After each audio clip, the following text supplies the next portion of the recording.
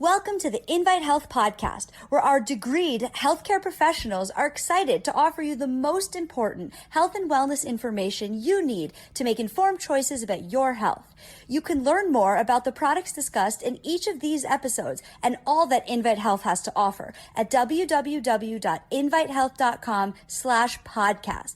First-time customers can use promo code podcast at checkout for an additional 15% off your first purchase. Let's get started.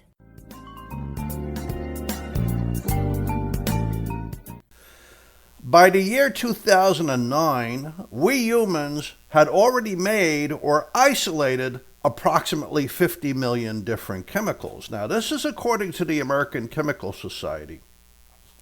About 140,000 chemicals, different chemicals, are used by industry. Now, about 6,000 of those chemicals are used very frequently. That might make up 90% of all usage, but it's still an awful lot of chemicals. And that's according to the journal Environmental Science and Technology. In the United States alone, in 2019, there was over 70 million tons of pollution emitted into our air over the United States. That's the EPA. They're the source for that, the Environmental Protection Agency.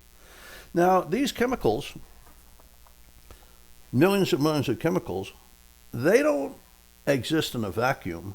They mix together, and they make all kinds of combinations, trillions of combinations, and some of these are extremely toxic. There's a lot of data on this. You have to expel these. You have to rid your body of these chemicals, or you are getting into serious trouble, serious health trouble. So I'll tell you about this and much more in my episode. Man-made or natural, tasty or toxic, you have to detoxify all chemicals. Hi, my name is Jerry Hickey. I'm a licensed pharmacist who specializes in nutrition. Been doing this for decades, so welcome to the episode. You can find all of our episodes, by the way, for free wherever you listen to podcasts, or just go to invitehealth.com/podcast. You can also find Invite on Facebook, Twitter, and Instagram at Invite Health.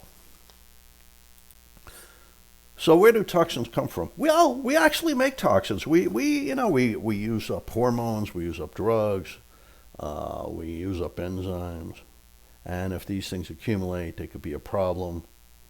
But besides making toxins within our body through metabolism, we also eat toxins. I mean, toxins are found naturally, but of course, there's a lot of man-made toxins. We inhale toxins. This has always happened. This is nothing new. We've always inhaled and consumed toxins. We've always made toxins. So our body came equipped to diffuse these toxins, shut them down, and remove them in at least 3 basic ways. Now, first of all, you need antioxidants. And we'll go into what antioxidants are briefly and what they do. It's a little bit dry, but we'll get through it. These toxins, even in small amounts, can trigger inflammation. Inflammation can damage your genes. Inflammation can damage your cells. These could be cells in your brain. They could be cells in your muscles. These could be cells in your heart. You don't want this. So antioxidants are needed to neutralize the inflammatory effects of these free radical generating toxins. So a free radical is an unstable compound. Unstable compounds seek stability. They do this by ravaging our cells, and this destroys our cells, and it accelerates aging, and it brings us to disease, and it leads to frailty and feeble-mindedness, etc. So there are supplement antioxidants, vitamin C, vitamin E. Make sure your vitamin E is natural, and a more powerful form of vitamin E is an antioxidant called tocotrienol. We've done podcasts on that. Zinc is at the core of antioxidants. I'll go into others. But of course, you can eat a lot of antioxidants. Green leafy vegetables like broccoli and spinach are loaded with antioxidants. Carrots, berries, the dark berries like blueberries, blackberries, raspberries, they're loaded with antioxidants. Now, antioxidants are needed in another way also. Antioxidant enzymes are found in many places in the body, like there's a lot of them in the lining of our intestines. But this mostly takes place in 2 organs, essential to getting rid of toxins, your kidneys via urination, and your liver. They have detoxification enzymes that help to deactivate chemicals, break chemicals down, and they do this by making them more water soluble. See, when things are water soluble, they easily pass out of the body. When they're fatty soluble, they can get stored and build up in the body. So the processes of detoxification are basically taking things that are fatty soluble and making them water soluble and trying to shut them down and turn them off and then expel them. So if the liver and kidneys are the sites of major detoxification processes, that means these toxins wind up concentrating in these organs. So you need antioxidants that really benefit these organs. Like, for instance, a great antioxidant for the liver will go back to tocotrienol version of vitamin E. That's great for the liver. Alpha lipoic acid, milk thistle, an amino acid called NAC, N-acetylcysteine. These are fantastic for the liver. And many of them are also good for the kidneys. So you're protecting both organs from all these toxins. So that is like basic nutrition, Nutrition 101, protect your organs. So the reason for detoxification is to break down the toxins, and this takes place once again largely in the liver and kidneys. And it does it in a two-phase process, but now they call it a three-phase process. We'll go into it. But historically we've known it as a two-phase process.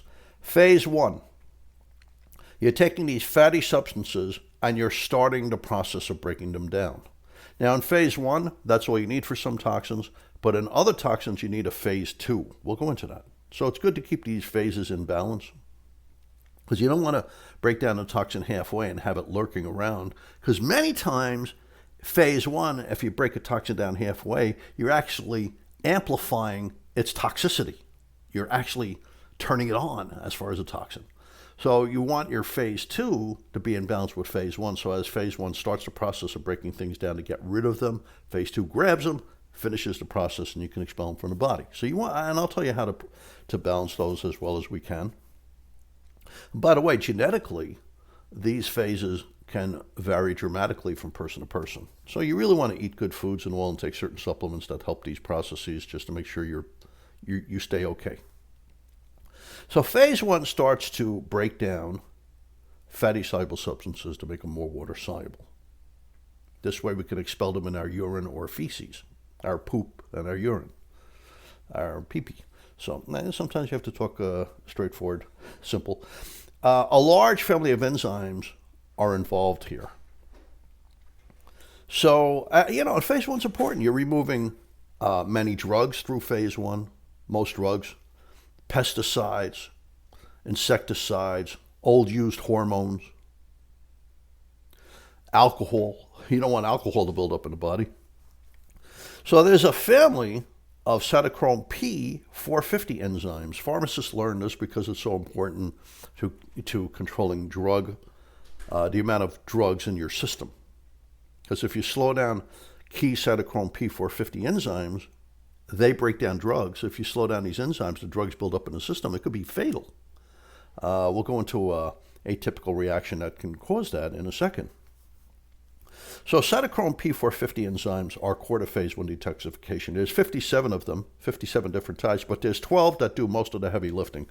Examples would be what you'd read in the paper, CYP1A2, CYP3A4.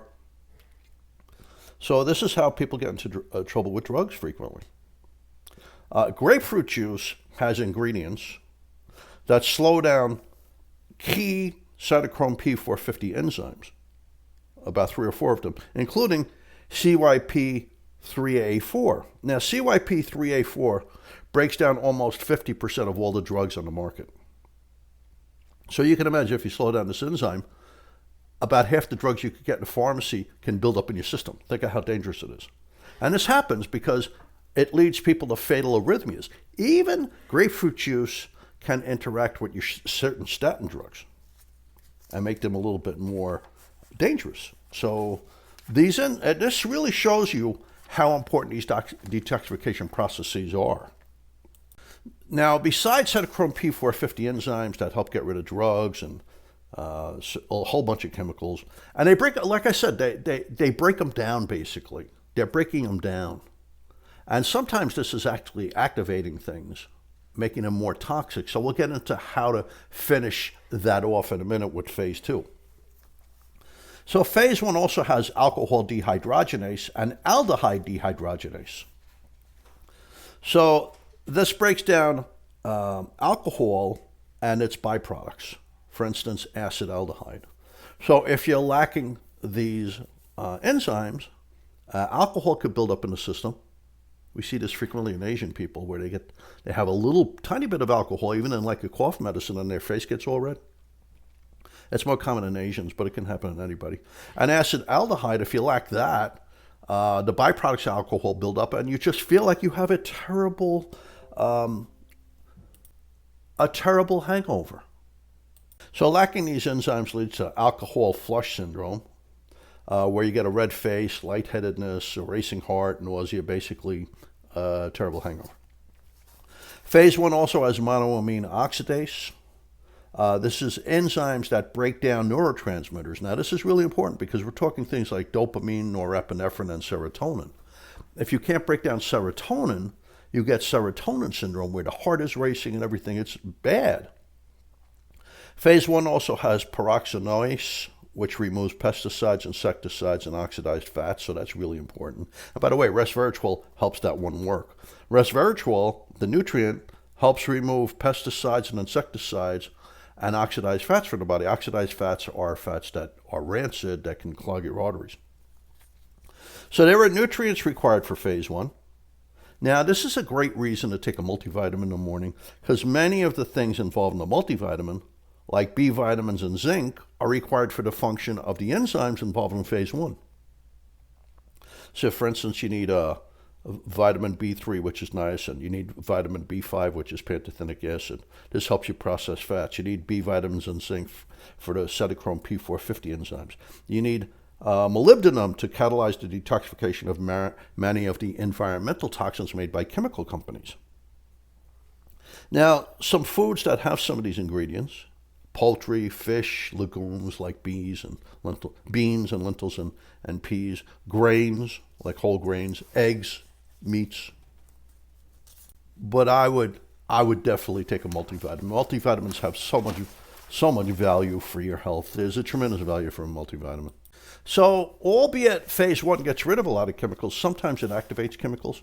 And in the body, chemicals combine. And some of the combinations that they make are much more dangerous than the original chemical. I read a study, I was writing a book on how to reduce the risk of cancer, looking at foods, etc., and exercise. And one of the studies I found showed that chemicals, when they combine, man-made chemicals, when they combine, like you mix 3 of these together and they bond together, they could become 10,000 times more dangerous than the original chemical.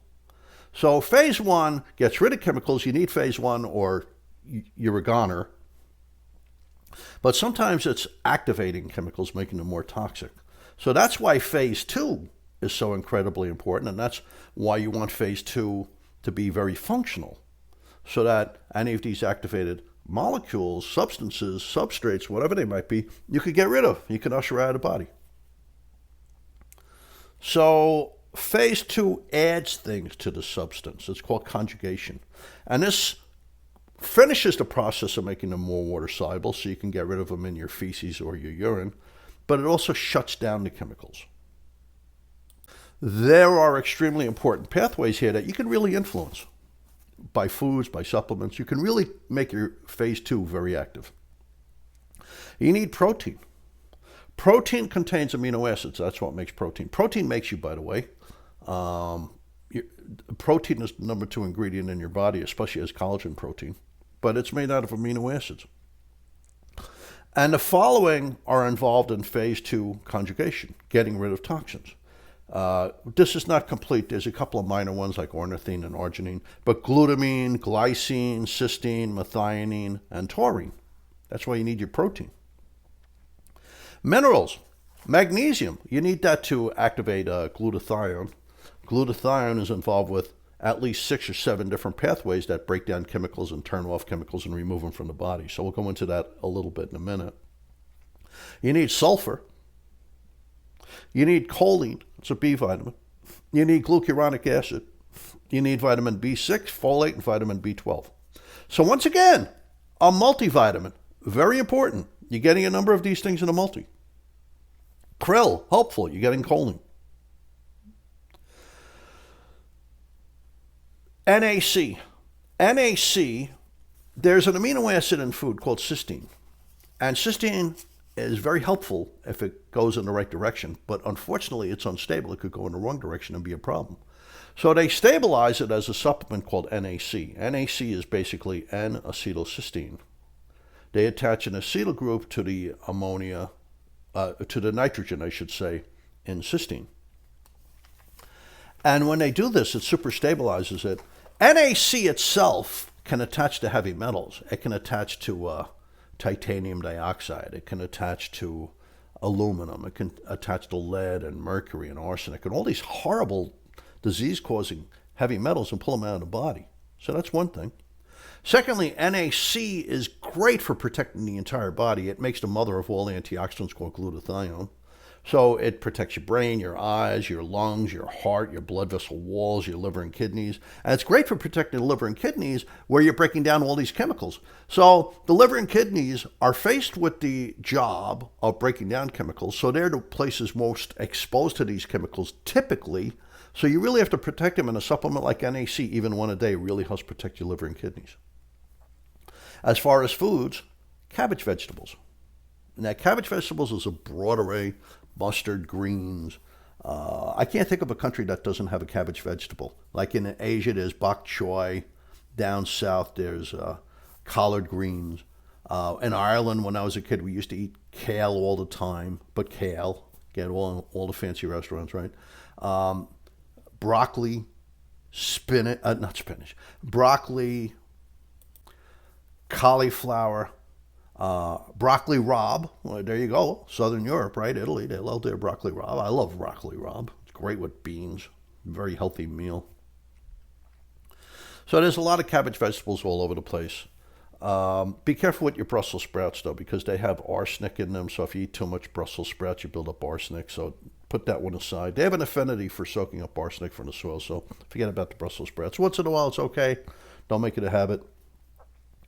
But the cabbage vegetables, first of all, they have all kinds of great nutrients in them, like lutein for your brain and eyes, like strontium and calcium and magnesium for your bones, and vitamin D2, which is ergocalciferol, vitamin K1. So there's a lot of good stuff in there already, but there's great stuff for detoxifying because you get sulfur. You get organic sulfur from cabbage veggies. Now, people who are allergic to sulfur drugs, that's different. They can still usually eat their broccoli and their collard greens and their kale. So don't worry if you shouldn't have a problem if you have sulfur drug allergies with these vegetables. And if you have an allergy to these vegetables, you know it. But with all the people I've met with weird allergies, I've never met anybody allergic to broccoli. Of course, I'm not an allergist, but I've never seen that. But the cabbage vegetables, beyond sulfur, have glucuronic acid, which is incredibly interesting. I'll get into it in a minute. Isothiocyanates that make sulforaphane that triggers phase 2 detox by the liver. Glutathione precursors, which is involved with at least 6 pathways of breaking down chemicals. So that's 3 pathways already. Sulfur, glutathione, and isothiocyanates. The glucuronic acid is really interesting. You see this mostly in people who are constipated. That's one reason why constipation increases your risk of colon cancer. Bad bacteria in the gut. There's always bad bacteria in the gut. That's why you want the good bacteria in charge, right? But the bad bacteria in the gut release an enzyme called glucuronidase. And this breaks down the bond between your poop and the toxins can escape the poop and get recycled and go back into your body. The glucuronic acid in cabbage vegetables attaches to beta-glucuronidase, the enzyme released by the bad bacteria, and you can't break down the toxins in the poop and recycle them. So there's a number of good reasons for eating these vegetables.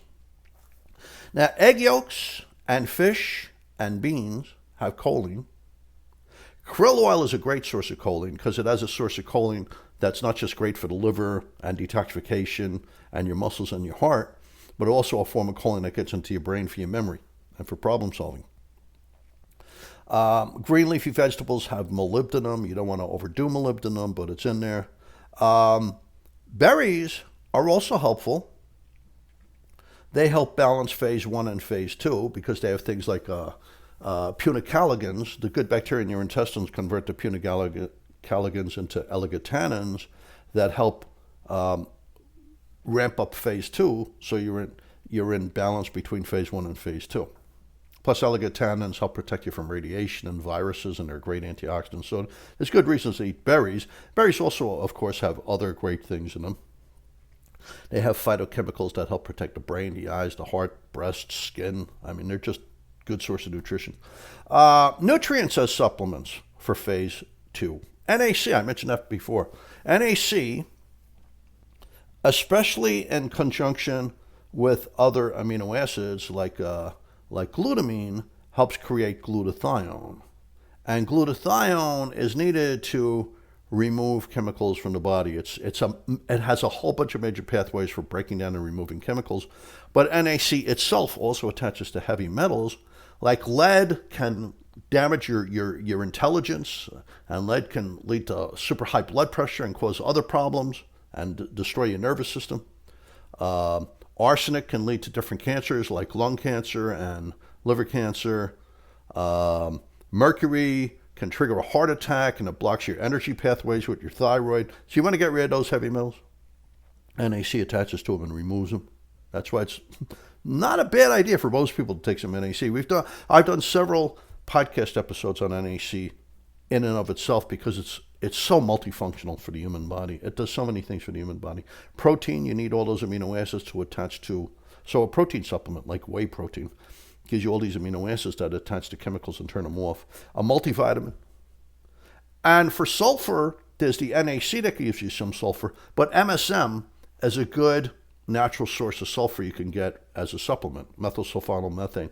People know that because it's been shown to help with headaches, and it's been shown to help with joint pain, but it's really good to supply sulfur for the liver and kidneys to get rid of toxins. I already explained about the glucuronidase. You can actually get glucuronic acid as a supplement. Now, phase 3 is simple. It's fiber, water, bitter vegetables, fruits, and probiotics. It's to help you defecate and urinate. Fiber, first of all, fiber will soak up excess sugars and oils and stuff and grease in your intestines. But you need fiber to make a stool. Water, without water you're constipated. But also water gives you the material to urinate.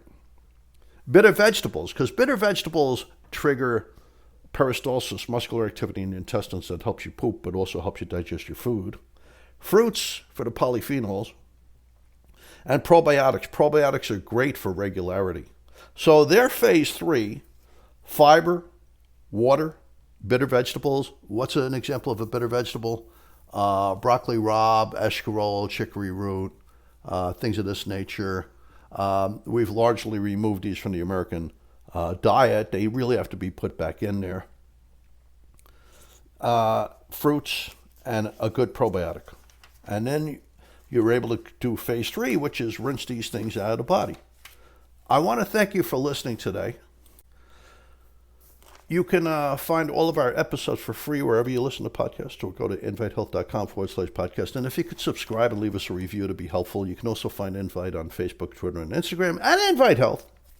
Once again, thanks for listening. Hope to see you next time in another episode of the Invite Health Podcast. And this is Jerry Hickey signing off.